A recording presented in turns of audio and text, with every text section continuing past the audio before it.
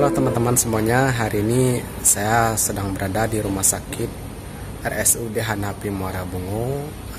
Sekitar udah 2 hari ini. Kebetulan orang tua saya mendapatkan musibah ya, itu sakit dan terpaksa dirawat di sini untuk beberapa waktu. Namanya malang tak dapat ditolak, untung tak dapat diraih.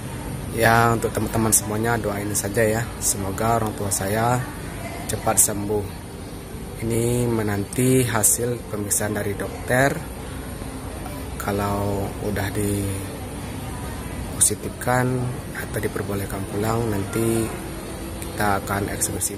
Dan sampai saat ini diketahui orang tua saya itu mengalami sakit stroke ringan, gejala stroke ringan, jadi harus dirawat beberapa hari di sini. Mungkin kalau kondisinya tidak memungkinkan, terpaksa dibawa ke RSUD M Jamil Padang.